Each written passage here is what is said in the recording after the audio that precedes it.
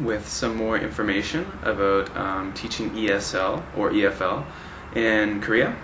I received some interesting questions from my last video, and I tried to reply to you as best I could if you did have a question.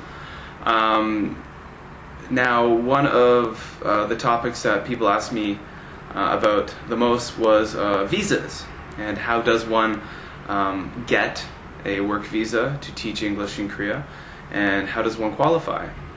So first of all, if you are interested in teaching English in Korea, you need something called an E2 visa. Now, an E2 visa is a language instructor visa. An E2 visa is good for 1 year, 12 months. So basically, when you apply for a job at a hagwon, which is a private academy, a public school, or a university, they will supply you, they will be your sponsor for this E2 visa. So who qualifies? Basically, in order to work in Korea legally and get an E2 visa to teach English, or any other language, there are Japanese instructors, Spanish instructors, German, French instructors, all with E2 visas. You must have a university degree from a credited university.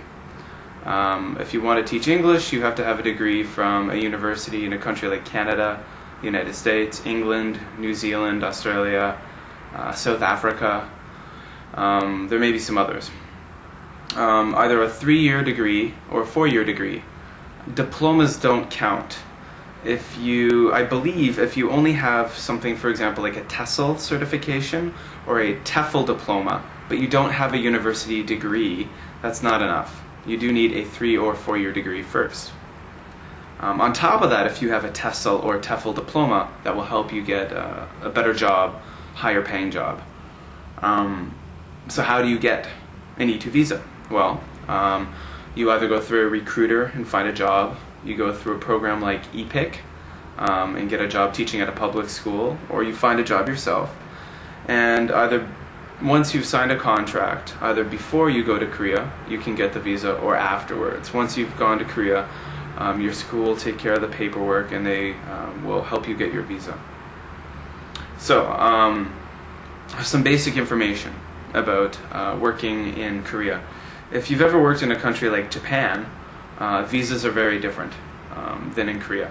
Myself, I haven't worked in Japan, but I've got a lot of friends who have. Now, how do I know all this? Well, I was a teacher in Korea for many years and have talked about visa issues with many people over many coffees and beers and whatnot. So basic information. An E2 visa is good for 1 year, and you are sponsored by your school, which means that legally you are only able to work for that one school. You're not supposed to work part-time. You're not supposed to teach private lessons. Legally, on paper, you can only work for the one school. In a country like Japan, you've got more flexibility. You own the visa, which means you can quit jobs, get new jobs, work part-time. You can't do that in Korea. You have to basically work at your one school. So, if you have a great job, a good school, you enjoy teaching there, you enjoy working there, that's no problem. It's easy. Your 1 year will go by very quickly. If you are having problems, though, with your school and you might want to get out of your visa, things can become a little sticky. So what you need to do, first of all, is if you want to get out of your visa, what you should do is look at a website like EFLlaw.com. I think that's EFL-law.com, and I'll put that URL on the side of the video. If you do need to get out of your visa, first of all, what you need to do is get something called a letter of release if you want to continue working in Korea. And this is given to you by the school owner. So try to be nice, try to be courteous and get this letter. You need this letter of release in order to work at another school. If you don't get the letter of release, you're kind of in a bind, and you may have to leave Korea and come back in order to get another job.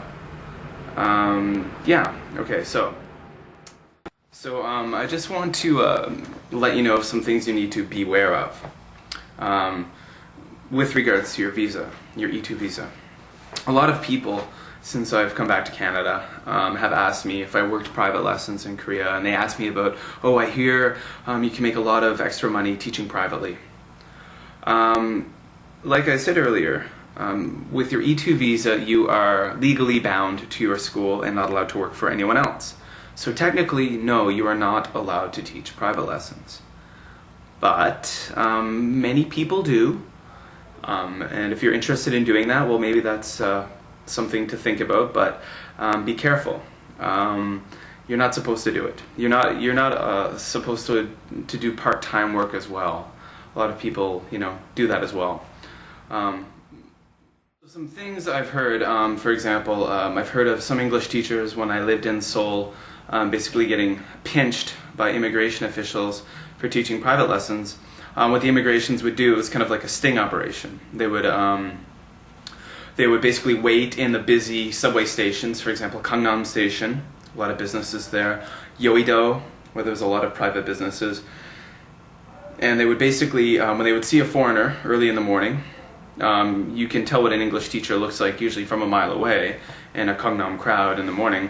And they would follow this teacher to whatever building they were going to and try to pinch them.